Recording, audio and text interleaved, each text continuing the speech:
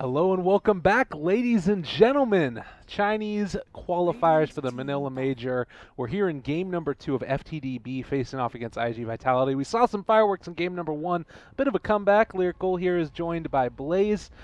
Can you give me the lowdown on what you thought about that one and what we're hoping to see in game number 2 here? Well, it did go a lot longer than we expected, as although there was a very large advantage for FTD Club B in the early stages of the game and the laning phase in general, as was to be expected, they weren't able to really follow through with it enough. They didn't have enough in terms of tower demolition, in terms of kind of mid to late game scalability and carry potential, and try her heart out SSS on the Queen of Pain just couldn't get the job done. They actually Of the way on into it here is you see the Doom the Bat Rider picked up as well as that Vengeful Spirit Oracle. So FTD.B Club B trying to run something, we saw it a little bit last time as well, but they're taking the other side this time, and we are going to see the Oracle as the answer that iG.V go for instead of that Enchantress. So a little bit of a different take on the matchup. This also led to the Enchantress being banned as well. You see the Doom the Bat Rider picked up as well as that Vengeful Spirit Oracle. So FTD.B Club B trying to run something, we saw it a little bit last time as well, but they're taking the other side this time, and we are going to see the Oracle as the answer that iG.V go for instead of that Enchantress. So a little bit of a different take on the matchup. This also led to the Enchantress being banned as well as the Gyrocopter Death Prophet and that Drow Ranger, interestingly enough. What do you think about this deviation, the Oracle instead of the Enchantress? the way I look at it is since everything else kind of played out the way it's supposed to here, I really do think that it's because of the fact that Oracle got banned in Phase 2. What they seem to be hoping for was to be able to pick up the Enchantress and still get something to deal with the Bat Rider. Maybe not necessarily the Oracle, but something more directly counteracting it. But what they realized too late is that their draft really didn't mitigate its effectiveness because of how they already kind of selected both their offlane and their 4 position, the 3 and 4 position of the Doom and the Enchantress. They were kind of locked into that. So no matter how they lane it, those heroes take up the role that would be otherwise in the hands of like a Nyx or any other hero that really stops the Bat Rider from doing what he wants to. So what they say is, okay, well, you're going to ban the Oracle in Phase 2. We'll pick him up in Phase 1, and we'll try to build off of that. They probably wanted the Enchantress Oracle. Now they get one or the other, as we do see the Enchantress banned out along with the DP. And FTD.B Club B just, this is going to be the opposite side. Obviously, we saw the Bat Rider Venge really do some work in the side of iG.Vitality's hands, not necessarily in the early game, but definitely in the late game. And now we're going to be seeing how iG.V deal with it themselves. They have the potential to isolate targets really well. They have the potential to nuke them down. And although the Venge swap still works decently against the Doom, like we got to talk about plenty in Game 1, I feel like if iG.V have the right carries, they could still do so much in this early stage. Weaver is going to be a pretty interesting one for in particular, because it is one that he hasn't played very often in the previous patch. He's much more about farming creeps and building his momentum that way, power spikes. The heroes that he's best at are Sven, who he's 9-1 on, or the Gyrocopter, which he just got to add to his win rate there. But his average last hit rate is actually 275, amazingly high for the current metagame 1 position players. And that means the Weaver is a little bit off the wall for him, because unless you're going like Maelstrom, you're not really focusing on farm. You get a little bit to build up your necessities, and then you kind of go for the earlier fights. Yeah, we'll see how he ends up trying to play it. I kind of like the focus. It's a nice answer to what FTD.B Club B are trying to do. We've seen this some in the North American scene. We've also seen it a lot from FTD.B Club B in the last patch. Was running this Bat Rider Undying combo where you sort of create this miasma of death and terribleness, where you've got the Tombstone down, you've got the Firefly going over all of it with the sticky napalm, and suddenly your turn rate is awful, you can't move anywhere, and it's just a really bad place. But the thing that you need to be able to do within that context is to be able to dole out a ton of damage, and that's why we see that Drow ban, and that's why we see the Gyrocopter ban, and we're going to be seeing the combo breaker come in from the Tidehunter. Weaver doesn't care all that much about slows. You got Sakuchi that's going to be able to get you out of the tough spots, but I think that FTD.B Club B are going to try and level the minus armor stretch, which are always popular at the beginning of patches, I feel like, and a Slardar Venge is a great way to make that work in conjunction with the disables. But it's not those hard disables as much, at least. You got the Flaming Lasso, you've got the swap, as well as the Magic Missile, but I would be a little bit concerned as we go into this one.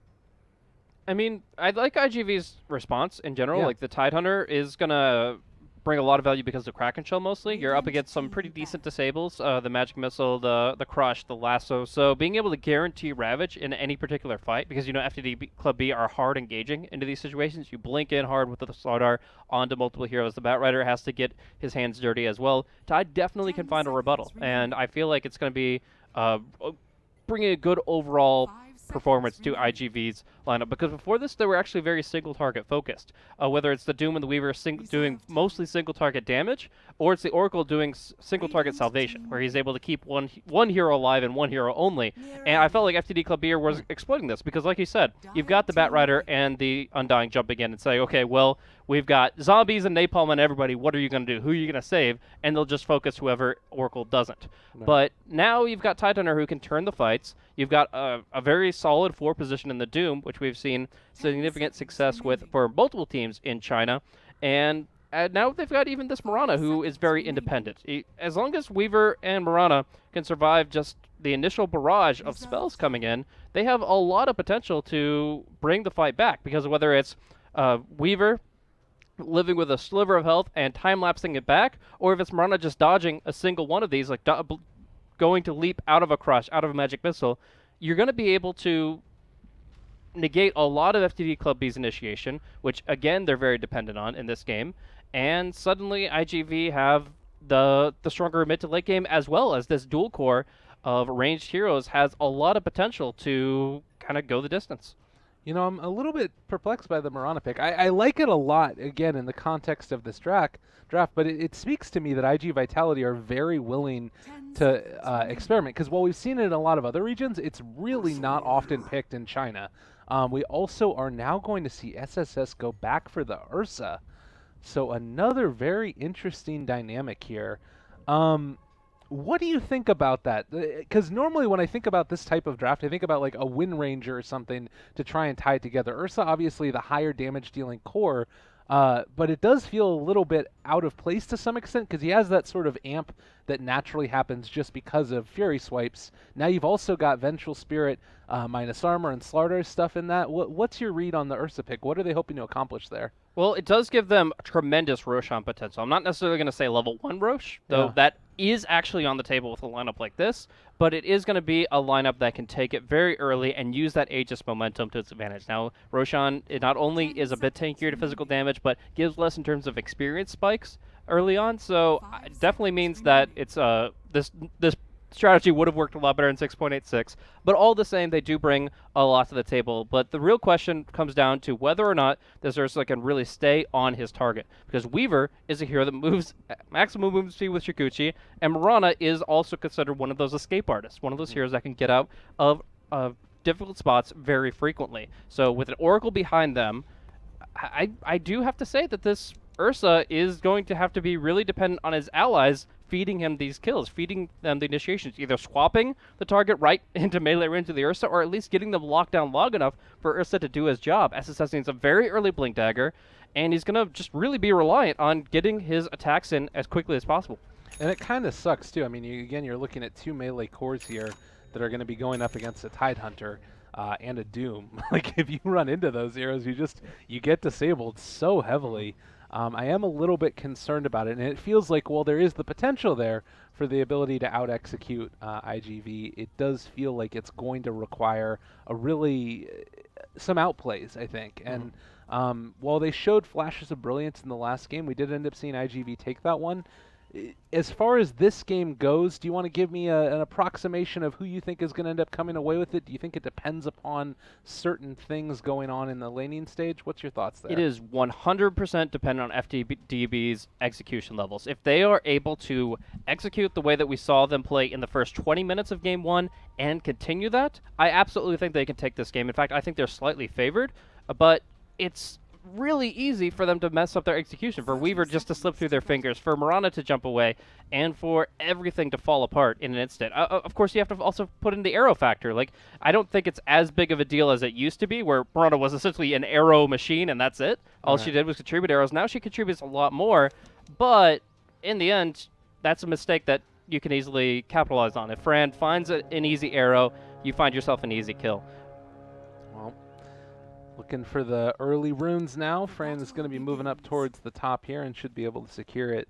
No problemo. And Batrider going to take the other one. Has early boots also. So we're going to be seeing a boots Batrider versus a bootless Mirana. And he's got a little bit of that movement speed advantage. How scary is this in the mid lane? Obviously, it's not like the side lane in terms of how far you can go. But what are your thoughts there?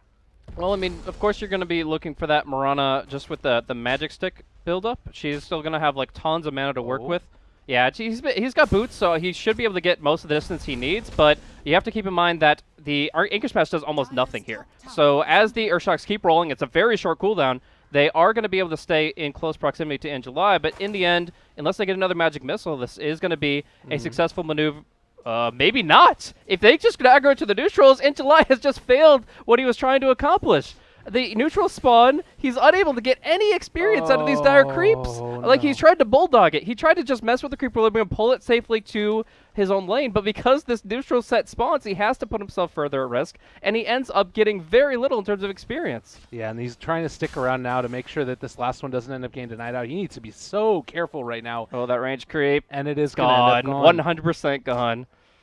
Oh, that really hurts. Well, Tidehunter, he's going to have to head back, a little bit of a sad fish, and he's still got a decent amount of experience out of that, 166. He's well on his way to level 2, but it certainly hurts. And I think the biggest thing right now, too, is he's burned through now, what is this, 2 tangos? He does have the salve, so he's going to be able to head back to the lane, but certainly not the best start for in July. Yeah, and he's just going to be bullied back very frequently. It's not like he's got to be constantly as far away from the lane as possible to survive. The Venge doesn't bully that hard with her range, but I will say that it's just one thing where he can't actually go up and contest the lane like you would like to 1v2. Now, under normal circumstances, if you've got enough in your Kraken Shell, a Tide can contest any single support. You have to have 2 supports committed to address the Tide, unless you're like a Skywrath who's just spamming Arcane Bolt after Arcane Bolt. In this case, he's already had a bad start. He's already getting built up against. And Ursa is one of the carries that doesn't care about Anchor Smash almost at all. Like, you're losing a lot of your base damage, but you get so much more out of your Fury Swipes. And so, in the end, things like the Kraken Shell and the Anchor Smash affect him less than almost any other melee core. And now he's got boots, too. He's moving very, very fast. And they throw out the magic missile in July. Not going to end up dropping this time. And it looks like there might be a little bit of a skirmish down here bottom as well as they're keeping eyes on it. But, God, it really is bully time at this point. In July, just level 2. They are going to wrap around now, trying to bring down Ping. They are going to be able to get that purge off, and a couple more right clicks might be enough to finish him here. Undying trying to stay alive, able to get the soul rip, so still there, but the Hadouken comes through, and that is going to be a kill. Rand is going to have to run, and they are having fun. Yep, takes a lot of those Purifying Flames to actually bring him down, but finally they will do so. This Undying is still not really living up to his name in this early game. I like the early magic stick. It's actually really important for Undying's early survivability in the lane. Oh, Fran, mid lane, might be in a little bit of trouble, actually. He left and tried to go for the arrow. Might overextend a little bit. They do have the Fairy Fire, and it looks like the Batrider is going to fall, but he did get the kill on Mirana first, so coming out the better of that exchange. Yeah, absolutely. Here, he's going to get a massive experience boon. He's already leading in CS in that lane as well, and it's just whenever you force out that leap, you can punish it. That 30-second cooldown is quite substantial. Up top, Intelai gets forced the long way out of the lane, and even SSS is staying on top of him, just making sure that he doesn't feel good about this one. Orb of Venom is actually really good here because it doesn't matter if you dispel it with Kraken Shell, it gets immediately reapplied with the next attack. I've sometimes seen the boots plus the Windlace build up for the Ursa because movement speed is so critical, and getting that early movement just to keep your Furious Swipes coming up is great. But here, since he already has Quelling, Stout, and Orb, he's probably just going to go into that phase boot transition that you'd normally expect. Well, now you see down here bottom as well, you know, with the big creep wave pushing in on his tower, he's going to end up having to go into Sakuchi and let the tower tank a little bit of it, but definitely struggling in terms of the damage that's going to end up being applied here, and Undying's going to make him pay for it a little bit. The plus side of this, obviously, is he can just heal right back up afterwards, and, well, he does have 3 stacks of decay. Oh, and you also have to look at mid. I mean, the Weaver is not able to be involved. It does mean that they do have more opportunities on that Batrider, so they really want to go for this combo that we've seen a lot more in support Mirana Oracle duos, where it's the usage of Fortune's End to lock them in place and make for the easiest arrow of your life. But in the end, they're not finding that kind of combo. So it does give Slaughter a little bit more of a vantage point on the lane. Oh, they're going for this one, and they already hit one with the stun, but it looks like Yuno's going to be able to escape. They just keep on forcing these out, though. It's just these little movements in and out, and eventually you end up maybe rotating in one more hero, and you're going to find that kill on the Weaver if they have that stick-to-itiveness. As far as the lanes are concerned, though, you see that Batrider's been able to build himself up to a 33-5 versus the 24-1 in Mirana. Who do you feel like needs to come out ahead in this laning stage for him to have a good game? As Priha's gonna maybe get ran down here. Magic Missile Arrow actually is not gonna hit, but Hadouken and enough of the right click is gonna be there. Batrider's trying to turn this one back around, is gonna bring dogfights up to the high ground, but I don't think that they might be able to find this kill here, but are they gonna end up losing the Batrider for it? Fran suddenly, with already 2 seconds of sticking napalm, needs to be a little bit careful. 3 now up as well. Is this gonna be another kill for the Batrider? Weaver wants a little bit as well. Fran does die, and Batrider got the kill first. Oh man. I'm surprised there weren't more TPs in on that. I mean, that was such a lofty exchange going even up the hill into the dire jungle, but in the end, we only see a few heroes get involved in that one, and iG.V are pretty happy with it overall. The Batrider obviously getting the better of it himself, but we got to look at, you were talking about CS, so now we're going to talk about overall net worth because of all these kills coming into play. This Batrider is 3350 on net worth. He's almost got a blink. Bottom lane, they're going to start right-clicking here. He's going to drop very low. The Soul Rip does find that kill, and Ping didn't get hit by that second hit of Starstorm. Thought about going for the Tombstone, but at least for now, Fran needs to be careful. Yeah, the blink coming up this early on Batrider is just going to be devastating. This could be a 6-minute blink by the end of the time it ends up coming up. Yeah, and this is just massive because although Mirana can probably do more with his second item and with his third, the Batrider is able to do so much by comparison with his first item, this Blink Dagger. So we are going to be seeing the jump opportunities. We could even see, realistically, a Weaver kill, which is something that a lot of teams can't boast because Weaver is such a slippery hero. Once he's got level 6, you have to nuke and bring him down quick, but I feel with Slaughter Bat, they actually have the potential to do that as long as they don't start against a full HP target. So early on, just the 3 kills that Batrider's found, most of them before he's fallen, does end up equaling a very fast timing. And you'll notice he's holding the blink back. He's not even putting it on his hero because he wants it to be a surprise. He wants to catch an opponent with it. Absolutely. And I'm trying to figure out, I mean, obviously the Weaver would be the best target to be able to go for, but if they're able to find a kill here in the mid lane, it would also be great. Super's not going to be anywhere near 6. You're in a great situation all around, and they're looking for a little bit more into B-Ran, and I think he's going to be fine, though. The relative off lanes, you compare it, Doom, he has been able to get a decent amount. Really, though, is supposed to be the Tidehunter, and he's been pretty severely punished. Just an Iron Talon and boots at this stage. How big of a deal is this for him? I think he's happy to at least be closing on level 6 pretty quickly, but yeah, of course, Arcane Boots, Early Mechanism, Blink Dagger, these are items that help out the Tide tremendously. So while he has only gotten 13 CS, he's only been jungling a little bit here with the Talon, and his GPM is far behind what he'd prefer. At least he has been able to leech enough in the lane to get the experience, because the bottom line is Tide is still pretty much his ultimate, and that's what's most important. Looks like he won't even get this Wild Wing last hit. Shares it 50-50 maybe. Oh no, actually just gonna die. If the Kraken Soul doesn't proc quickly enough, they're gonna go for the Moonlight Shadow, but he'll just get burned down over time, and that is gonna be the death of the Tide. Fran is here, though, trying to turn this one back around. Have that Fortune's End to keep him in place. Arrow follow-up. There's the Infernal Blade, and that should be enough to secure the kill. So Doom picks that one up. A much-needed kill on Batrider, but it did come after the Blink Dagger had already been picked up. So a little bit of a bittersweet moment. Yeah, the experience is definitely the better end of that kill, since I'm sure Batrider lost almost no gold from his death. But at least they're able to get a return kill for that Unveiling, and it's not the surprise factor that allows FTD.B to start snowballing the mid-game. Got to look over this Ursa. Morbid Mask is on the hero, so that means that you always have to be wondering about Roche. If SSS even just goes into the jungle, just goes off the map at random periods of time, for random periods of time, then iG.V have to start considering the possibility of him smoking and sneaking Roshan. So you'll look into scans. Obviously, you can't scan into the pit, but you can scan around the pit.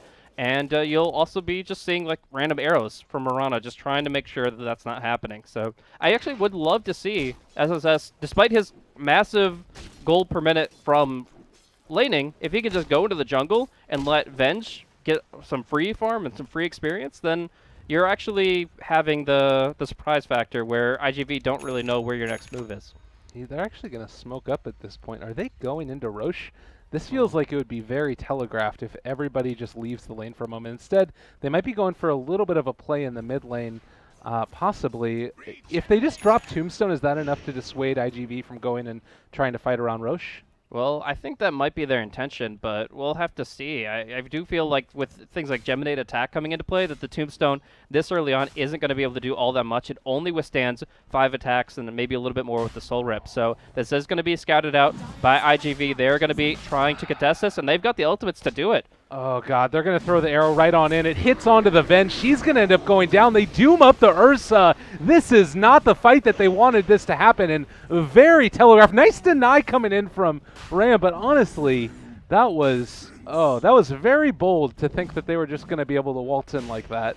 Yeah, they absolutely knew exactly what was going on there, and FTD.B, they were trying to be subtle about it, but in doing so, they couldn't get in position to help. So once iG.V made their move, they got their spells in, and FTD.B dropped. So I really would have loved kind of this period where they disappear off the map, but they see how iG.V react first. This is teams that have a lot of experience running Ursa and kind of playing these mind games back and forth have developed a bit of a metagame where they're like, okay, well, we can sometimes go for the smoke into Roche as soon as possible, and other times we'll just go off the map and waste 2, 3, 4 heroes' time just running around the Roche pit, worrying about whether or not that's actually happening or not. I really feel like unless you're up against a Beastmaster because of the Hawk or a TA because of the traps, that you can really exploit the vision game and just keep iG.V guessing as far as what's going on.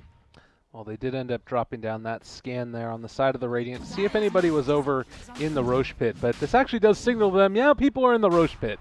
They do not have that Doom, but they do have the Moonlight Shadow. They're going to be able to hit the arrow. It actually only doesn't end up connecting at the end of the day. And now Ping, over on the other side, he drops his Tombstone, is still going to be there. So they need to be a little bit careful with dogfights getting pulled up to the high ground. They are committed to this. That is going to be the Aegis that's already down. He might be able to TP away. No, the Flame Break is going to keep him out. And meanwhile, over on the other side, you did see Weaver dive in deep for that Vengeful Spirit kill. Did end up getting it. And 2 already down for the price of 1. Looking for a little bit more. Is it going to be enough, though? Can they kill SSS here? They do end up popping the Aegis there with the Purifying Flames, and now might be able to find another. Ravage is up and available. Might end up popping it for this. Just go for the Anchor Smash, and the Ravage hits onto 3. They do manage to bring down the Ursa, and looking for even more. Why did they stick around this long? They thought they could turn it, but there was absolutely no hope. The most you can hope for there is a Ven swap out. You cannot actually keep all these heroes here and fight it with the Slardar. So losing the Slardar there, very, very unfortunate. And just as a whole, I mean, they got the Roche that they came for, but they also got a lot more than they bargained for. It's just these ultimates from iG.V. This was what we were talking about for the Radiant side last game. FTD.B had the Sonic Wave, had the Doom, and they were able to fight around it. Now we have the Ravage, the Doom, that do so much, and FTD.B have to respect that. Tombstone's nice, putting out the high ground, very, very solid, and even the lasso play that they brought against the Doom was really good. It bought them time for the Roche, but the play after that is disengage. Don't fight further into it, get that deny, and just try to pick up the pieces from there. You at least got the golden experience from the Roche. You don't have to get that back by trying to go for a fight that inevitably you're going to lose with the Tide Ravage. And now you see also Tide starting to get that acceleration of gold. Ancients are being taken. There's several stacks of them down. They're going to ward on up, try and secure their position. So we've been able to see Roshan get taken once. The Aegis was used a little bit not to the fullest effect. Where do you feel like we stand in this game right now? Is there an edge that you give after the initial laning stage is sort of broken down? Well, I feel like FTD.B, what I talked about at the beginning of the game was coordination and execution is what has to be stressed if they're going to be able to make this lineup work, because so many targets are very difficult to pin down, whether it comes because of the false promise, the mobility of heroes like Mirana and Weaver, or just somebody that naturally survives like the Tidehunter. I do feel like it comes down to execution, and we haven't felt it yet. FTD.B, they've been trying their best. They've had really good ideas, but they haven't really been able to bring them to bear because either the blink movement isn't there or the surprise isn't. Well, they're going to be able to jump now. Super dropping low very quickly. In July, controlled for the moment. Able to get that one off, though, and going to start right-clicking him down. It does look like SSS is going to be able to find at least one. Super is definitely dead at this stage as he ends up dropping. The Moonlight Shadow is doing a lot of work, though, and they're still staying alive for the moment. I don't think that they're going to be able to turn this one back around with the Ravage, even though it's going to be back up in 10 seconds. Jumps on in with Fran, able to find a kill, so 2 are dead. What looked like it was going to be great is suddenly turning terrible, and oh, FTD.B just lost 3. I really thought they were going to get more than that, but Weaver is just running a train on them, and he's looking for even more now, as it looks like he might be able to run down this Batrider. No more Firefly for another second. No, they're going to call it off now, but man, oh man, was that bad. Never underestimate the bottled double damage rune. Along with that, the Mirana had the most high impact spells she could get. She got a really good arrow into the thick of all that. Her Starstorm hit on everyone. She ended up doing 2,300 damage, but this is a level 11, 15-minute Mirana. This is a hero that really isn't known for doing all that much heavy lifting in the fight. She'll set up the fights for somebody else to do that, but she really doesn't always bring to bear that much damage.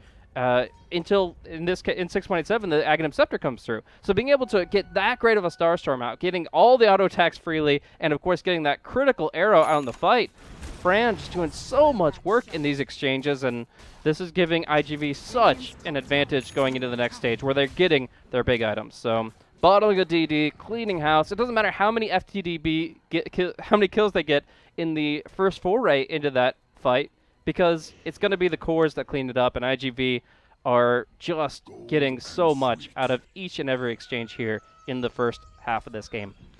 I'm looking at this also now. That last fight, they didn't have Ravage. That last fight, they didn't have Mechanism. They have both of these things online for in July now. You're getting into a situation, too, where Mirana, the level 2 ulti, you're going to be able to use it more frequently. Excuse me, not more frequently because of the cooldown. And I just think that, like, it's starting to feel like this game is maybe going to run out of control, and possibly, you know, Ursa, a hero that experienced a bit of a win rate loss because of how Roshan is working now, the lowered experience gains you're getting. I feel like they needed to get more out of that Aegis. What's the way back into it for them? Is there anything in particular that you'd like to see? By the way, we're going to have a Mirana with an Aghanim Scepter. Yeah, she's built it up very quickly, and she will have it very soon. Along with that, you're going to get Linkas on Weaver, which, while it doesn't always do that much in an offensive sense, is great against the Batrider. Is going to be great for allowing the Weaver just to survive just a little bit more, and of course he can go for very offensive items now, maybe a Desolator or something. But yeah, the Mirana Hags combined with the Tide Ravage, it's extremely difficult for FTD.B to take a legitimate fight up against that. And yeah, their lineup hasn't worked so far. Now, you asked what items they really need. I felt they got a couple of critical ones. They got the very early Blink Dagger on Batrider. They've got one on the Slardar now. But I also still feel like they kind of need one on Ursa. Like, he needs to be there to do the damage when the Disable is there, not 3 or 4 seconds later. Definitely, and that's been one of those things, is maybe you end up being able to burst down one of those heroes at the start of the fight. You're going to end up being in a better position to take the rest of it. And I don't know, do you have to look for those pickoffs at this stage? Maybe with those Blink Daggers, do you try and smoke as 3? Do you keep on just trying to prioritize farm on that Ursa? I mean, I guess it comes down to how much vision you expect your opponents to have. Wards last 6 minutes now. You have to kind of keep moving on the map to keep them updated, and maybe you just kind of find the right avenue into the enemy territory through a bit of luck, as well as some know-how about really how the enemy supports have been moving and warding recently. So not necessarily a smoke, but definitely a surprise. One way or another, they're not going to just be waltzing 3 or 4 heroes up while the enemy knows about it and making anything happen. They have to kind of find the enemy out of position, catch them off guard, and just really take the full advantage of those scenarios. All right, well, we got ourselves the Aghanim Scepter now completed. Ravage is up and ready to go. It might be time for something to happen on the side of iG.V, and actually FTD.B are going to be the ones to try and make a move. Unfortunately, this is kind of a power curve where iG.V are going to be feeling fairly comfortable as long as they don't all get caught out. The scan does go, but it didn't quite catch the Weaver on the outside of it, unfortunately. So Yuno is going to be able to walk away, and it looks like they're going to be ships in the night. That's kind of the downside of Scan 2 is if you just miss, if you just barely miss, if they are 1,000 units away from that center instead of 900, then you have the exact wrong idea about what you're trying to get out of the scan. Like, the scan can give you great information, but if it misses only by a slight amount, you would think the exact opposite. You would think, okay, well, there's nobody in that choke point. There might be nobody there. This might be the wrong way to move.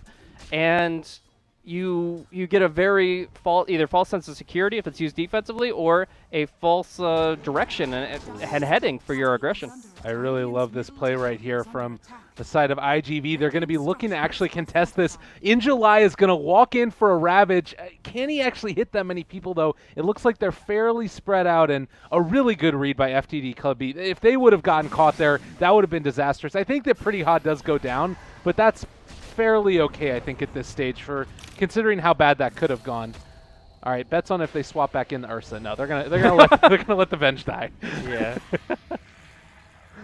All right, that would be like the ultimate BM to your own teammates. I mean, I know that they're in a bit of disarray right now, but they have a group stage to perform. It's no use making enemies within the team. It's no use having more enemies than the 5 on the other team. So, yeah, it's a tough spot right now. Mirana, you see the double star storm clearing out creep waves.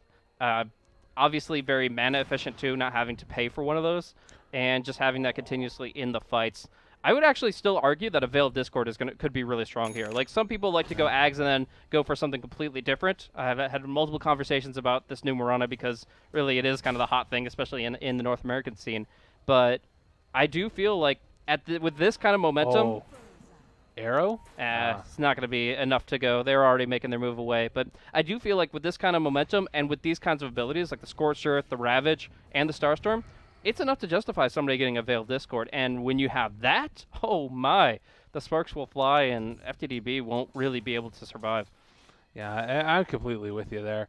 I still think that, again, you're in this situation, too, where they're just kind of being pulled around the map. I'm looking at Fran able to head all the way over here, and again, pushing out the tier 2 in the top lane, so they're going to have to come and respond to this, at least in some fashion, and that means that this is going to clear out the space for the bottom tier 1 to be pushed in, and I'm really not sure how you try and gain back momentum at this point for FTD.B, because you're always going to end up giving up something, and they're going to end up being here. 3 heroes are in the area. All the 5, the rest of them are going to be starting to move back in. But again, iG.V just back out, go on their merry little way, and continue to build on this now 10,000 net worth lead into their favor, as well as right about the same amount of experience. It's been a great start for them. Now, a lot of people will be wondering why they don't press the attack. Why don't they go for more right now while they have this item advantage, this team fight advantage? Well, the real thing is that if they slip up, if they overextend, if there's one thing they don't take into consideration and they get maybe pulled off to the side over a cliff by the Batrider and taken apart, then that's going to be Roche going to FTD.B. And while they knew that they probably would have difficulty contesting the first Roche, try as they might, this second Roche is going to be really important that iG.V don't give FTD.B any foothold, that they don't give any chance to come back. So what they do is they spread the map with the Mirana, who has her TP at the ready. She is winning by attrition by constantly split pushing the lane, and then they're also making it so that she's still ready to TP, to leap, to get back to the fight. Because Mirana still has a very large range of initiation when you combine leap, arrow, and now this blink dagger for Fran. He can always get to the fight he needs to, and this means that he gets to play across the entire map. Yeah. Yeah, he's going to be a really that mobile initiator with just a ton of damage that can come in. And you start to look at these damage numbers. You end up hitting, 300 times 2 coming out from the Starstorm. And then you've also got a Ravage, which is going to end up being 290 damage. That's really hard to contend with. Do you think that Pipe might be something on the horizon for the side of FTD? Is that worth it for maybe the Undying to pick off, or is it more worth it to try and go back for something like a mech?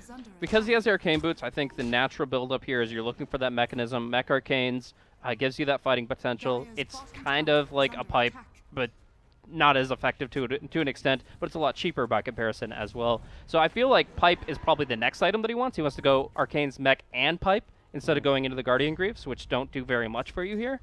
But end of the day, it's just a net worth problem. This Undying is not even 4K net worth. Oh, and there's the Blink Ravage going to be able to hit there. Completely destroyed and nothing doing. They don't have any response. You look at that, the Blink Dagger reveal, and there's just no Ursa around at all. And now a tier 2 is probably going to drop. I mean, they did pop Ravage for it, so if they wanted to, they could try and take this, but it's just, I mean, look at the damage from Mirana. It's absurd. Yeah, really, it's just a huge power spike. Like, a lot of items you talk about, they are like a little bit of a scaling increase in burst potential. Like, they're like, okay, well, you can do considering Veil like 25% more damage via this. Well, Mirana effectively doubles her magical damage output with this Aghanim Scepter. So for 4,200 gold, she's doing so much more, and the end result is something that right now FTD.B can't withstand. They don't have their BKBs, they don't have the mechanism, and they're very far away from a pipe. So as a whole, FTD.B are kind of in the same spot that iG.V were in Game 1 here at this 24-minute mark, but the problem is they don't have as clear of a path back. Oh, and they were going for that so heavily. They wanted to come and contest as soon as Ursa was up, but iG.Vitality, realizing what they needed to do, just played it cool as a cucumber and made sure that they were able to get on out of there with that Aegis intact. And now just another 70 seconds before they end up being able to have Ravage back up, and that might be go time for them. Might be the moment when they want to try and make something else happen. The Desolator picked up for Weaver on top of his Lincolns and the Aegis. He hits pretty hard. Yeah, absolutely. And I mean, Geminate Desolator, it's just a kind of compound interest type build up where now he is going to be able to put out a very large amount of physical damage as the fights go on. This is not a hero that really wants the fights to be too bursty, unless, of course, your team is the one doing the job. But he definitely wants to extend the play here, and they've got the heroes to do that with the Oracle. Like, even if this game was even if right now kill score was even, net worth was even, I would still say that iG.V have a lot, because not only their cooldowns are... Oh my gosh, it's Ursa. Before he pops the Enrage, he popped Escapanus, he almost goes down anyways. Oh, wow. That is not a good sign. And now you got Yuno as well as Run that are going to need to get out of here. They've already lost the Vengeful Spirit. Can they take this? Dogfights might have overextended slightly, and even though they've got the Moonlight Shadow, they still have amp damage up there. But Fran just on a freaking roll right now. Unstoppable streak, doing a ton of damage, and he gets his Blink canceled as well. Oh, Slardar, say it ain't so. Two heroes already dead and a tier 2 soon to fall. And they're having a really hard time. If they can't win the small skirmishes before Ravage and Doom come back on cooldown, they certainly can't win the fights when all 5 heroes are there, when everybody's ready. Just these little pickoffs here and there just make it even harder for FTD.B to get back into this one. And the cooldowns are ready. The iG.V are ready. They're going to be just methodically taking every tier 2 tower, and the high ground will be next. Obviously, by comparison to the previous game, where Viper had trouble taking that high ground, this Weaver should have no difficulty whatsoever. Well, we're going to see if they're going to be able to do it now. What do FTD.B do at this stage? I mean, you don't even have your BKB up yet on the Ursa. I was going to say, like, is it worth trying to go for Ags instead of BKB, but I don't even know if he's going to be able to get his BKB before this game is over at the rate they're going. Injuli's on the high ground. They're trying to do whatever they can. They throw out the Purge. There's the jump forward from Fran. He doesn't actually end up getting that much damage out from it, but everybody on the side of FTD takes a ton. And now they're going to be able to jump forward. Oh. Ravage is going to be dropped. Hits on to Ping as well. He's taking a ton. He drops down that tombstone. It doesn't quite look like it's going to be enough. Super doesn't end up getting the ultimate on himself, and he's not going to go down either. 2 are already dead, as are going to be 2 sets of racks. Oh my goodness. Well, Doom is timing out. I think they have to make a jump now, if at all, and we're just going to see them just spreading the amp damage. The Lincoln Spheres are still intact, though. The Aegis is still intact, and they just can't stop them. Fran will be able to leap away, will bait them further in, and it's going to be the Ursa to go down. Mask of Madness is not doing you any favors against this kind of damage, and that's going to be an extremely fast second game where they almost had the first one. It got out of their hands as the game went longer and longer, and now this one they don't have enough time to try to make that resurgence. iG.V, they know how to end a game, and that's the difference between the men and the boys. This is the difference between the team that has a chance to really go the distance in this group stage, this very contested group stage of Group A, and one that most people are looking on to get shut out hard. Yeah. Well, we're going to see if they're going to be able to pull something back around. It was an interesting series. I think that we learned a lot about both teams. FTD Club B, they can get off to a hot start. They can get off on a roll, but they do have some trouble shutting it down. iG.Vitality maybe looking a little bit shaky in the early stages. Their laning configurations suffered slightly, but still tenacity, the ability to make solid decisions at the end game. Is there anything else that you saw between them that you felt like... I was actually pretty impressed with the Mirana Ags. I haven't seen many teams in China running it almost at all. Yeah, I mean, they were able to get it at a really good timing. I think that's one critical aspect is we got to see Fran build up his net worth very well early on. Obviously, he had some trouble with the Bat Rider, and the Bat Rider probably got the better of the laning phase, but it's just what happens next. And the Yeah. Bat Rider had multiple failed ganks, or at least even exchanges, wasn't able to really build momentum for his team that, let's be honest, is relatively oriented around snowballing. So, with that in mind, I do think that there is a lot to be said about the Aghanim Scepter being the item that can not only cement an advantage, but allow you to have two choices. You either farm with it because you're like it's comparable to a farming item like maybe Battlefield or something, or you can just go hard for the fights. And in this case, they had the wherewithal, they had the Doom, the Ravage, and they were able to make the Aghanims work in an offensive capacity. So I really feel like this new item build up for the hero allows you these branching paths, this versatility where you can try to take a late game through just annihilating the jungle or just pressing an advantage while you have it, and that's what we get to see from iG.V here. Well, thank you guys so much for tuning in. It was an absolute pleasure casting for you all, Blaze as well as Lyrical Dota. We're going to be back in just a little bit with some more from the Chinese Manila qualifiers. Stick around, everybody.